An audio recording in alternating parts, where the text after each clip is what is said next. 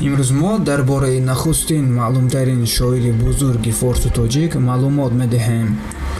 Ассалому алайкум бародарон ва хоҳарони азиз, шумо блоги тоҷиконро тамошо карда истодаед ва мо видеоҳои шавқовар ва муфидро эҷод хоҳем кард. агар ба шимол ва славянҳо дар асрҳои 8-9 нигоҳ кунем, ин давраи барқароршавии алифбоёнҳо буд. славяниҳо ин мардумони давлатҳои ҳозираи Русия, Беларусия, Украина, Словения ва ғайраҳо мебошанд.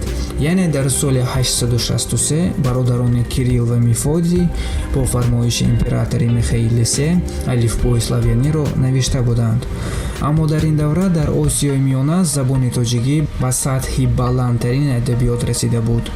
бародарон, мо бояд фахр кунем, ки забони тоҷикии мо комил шуда буд ҳамон вақте, ки дигар давлатҳо ва миллатҳо ҳатто алифбои худро надоштанд. биёед акнун бубинем кадом олим ва шоири тоҷик асосгузори адабиёти форсу тоҷик мебошад.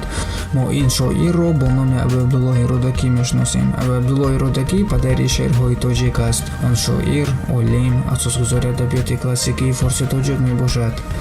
Рӯдакӣ соли 858 дар яке аз деҳаҳои зебоманзараи водии Зарафшон, деҳаи Рӯдак, ҳозираи Панҷрӯди ноҳияи Панҷакент таваллуд шудааст. номи пуррааш Абу Абдуллоҳ Ҷаъфар ибн Муҳаммад ибн Ҳаким ибн Абдурраҳмон мебошад. бачагиаш дар деҳаи хурди кӯҳҳои Зарафшон гузаштааст.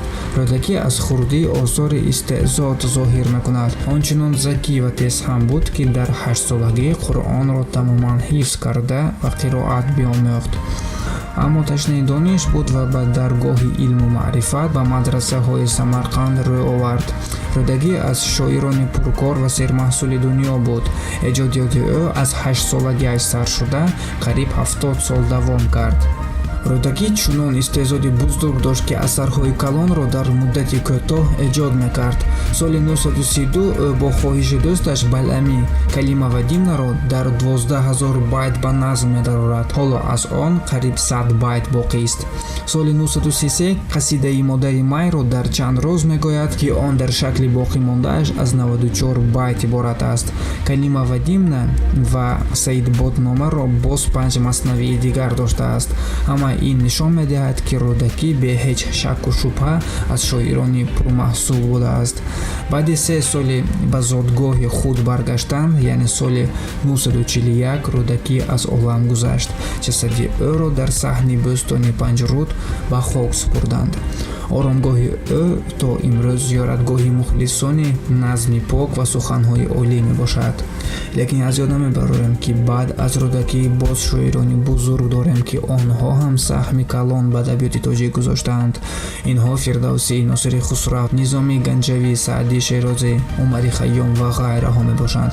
агар хоҳед, ки дар бораи дигар шоирони тоҷик маълумот диҳем, ба комментарӣ хоҳишу худро баён кунед. агар маълумоти мо ба шумо писанд омад, лайкро пахш кунед.